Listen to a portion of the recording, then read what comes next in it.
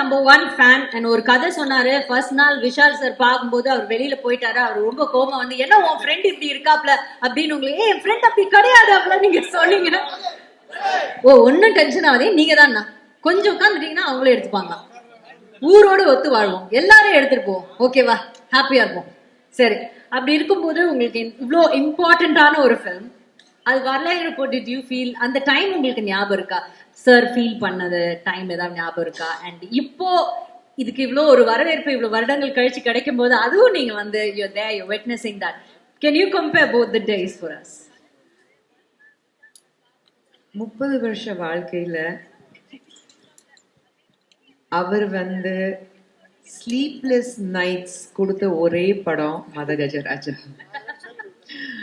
இன்னைக்கும் எப்பவுமே மத்தியானம் ஒரு பவர் நேப் எடுப்பாரு. இன்னைக்கும் பாத்தீங்கன்னா பவர் நேப் எடுக்கிறேன்னு படுத்தாரு. நானும் உள்ள வரேன், பாக்குறேன், 5 நிமிஷத்துக்கு ஏதோ ஒரு கால் இருக்கும், அப்புறம் புரண்டு படுக்கிறாரு. அப்புறம் பார்த்தா திடீர்னு வந்து கண்ணை திறந்து யோசிக்கிறாரு. நான் இன்னைக்கு கேட்டுட்டேன், ஏங்க இப்படி இருக்கீங்க? ஐ திங்க் இந்த படம் பொறுத்த வரைக்கும் ஆரம்பிக்கும் போது அந்த ஷூட் நடக்கும் போது ஒவ்வொரு ஷூட்க்கு நாங்க போனோம். ஹைதராபாத்ல ஷூட்டிங் நடக்கும் போது போனோம், அப்புறம் பொள்ளாச்சி கூட வந்தோம். அப்புறம் அந்த climax விஷாலுடைய that 8-pack fight he and Sonu Sood sir சொன்னார்ல, எல்லா லேடிஸ் வந்து Sonu Sood and Vishal bare body, we were part of that group. So எல்லாரும் போனோம். ஆனா the kind of hard work in the படத்துல எல்லாரும் behind the screen, in front of the screen, அது அந்த நேரத்துல அது கிடைக்க வேண்டிய அங்கீகாரம் கிடைக்காத பட்சத்தில் அஃப்கோர்ஸ் ரொம்ப ஃபீலிங் இருந்தது. ஐயோ, இந்த படம் வந்து என்ன அந்த டோட்டல் மாஸ் என்டர்டெய்னர் சொல்றோம்ல, அதுதான் மாஸ் என்டர்டெய்னர் இந்த படம். ஒரு நிமிஷம் கூட நீங்க வந்து கொஞ்சம் ரிலாக்ஸ்டா பின்னாடி போக முடியாது. You'll be on the edge of the seat. Thrills இருக்கட்டும், காமெடி இருக்கட்டும், பெர்ஃபார்மன்ஸஸ் இருக்கட்டும், எல்லாமே. ஸோ அஃப்கோர்ஸ் அந்த ஒரு சின்ன ஃபீல் இருந்தது. ரிலீஸ் ஆகும்போது சொன்னாங்க, அப்புறம் இல்லை, அந்த மாதிரி ஒரு.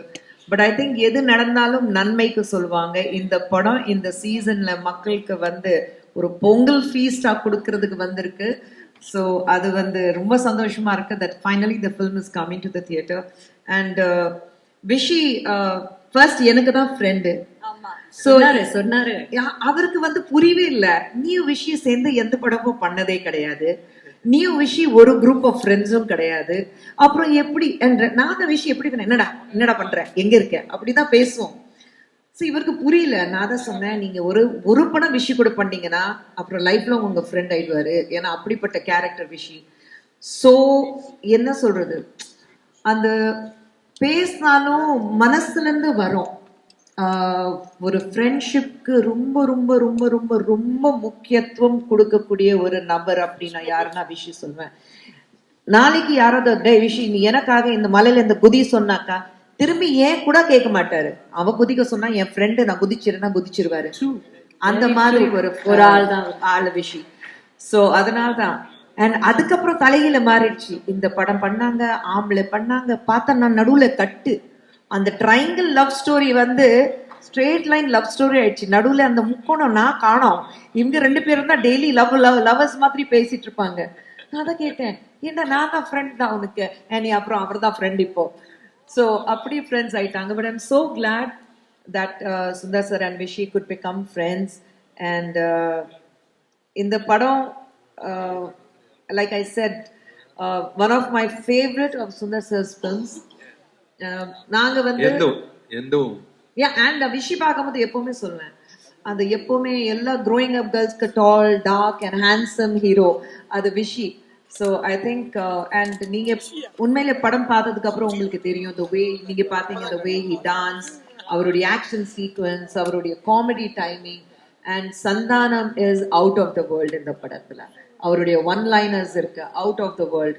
அதே மாதிரி of course both the glam girls and Manobala sir, Manivannan sir, அவங்க 2 பேரும் எவ்வளவு மிஸ் பண்ணுவோம் இந்த நேரத்துல. படம் பார்த்ததுக்கு அப்புறம் எல்லாரும் ஃபீல் பண்ணுவாங்க, ஐயோ மணிவண்ணன் சார் இல்ல, மனோபாலா சார் இல்ல. பட் ஐம் ஷுர் தட் இந்த படம் வந்து எல்லாருக்கும் பிடிக்கும். And though I'm not part of the film, நான் வந்து இந்த படம் பொறுத்த வரைக்கும் I feel that I am so strongly connected with this movie and thank you to Kiran and Anand sir for finally bringing the film to the limelight and எல்லாரும் சொன்ன மாதிரி தமிழ் சினிமாக்கு உங்களை மாதிரி ஒரு தயாரிப்பாளர்கள் தேவை. We need you. Please come back with giving many more rocking films. Definitely. Thank you so much. On that note, thank you so much for joining us. And definitely ஒரு நல்ல ஸ்டார்ட் கிடைச்சிருக்கு மதகஜ ராஜாக்கு.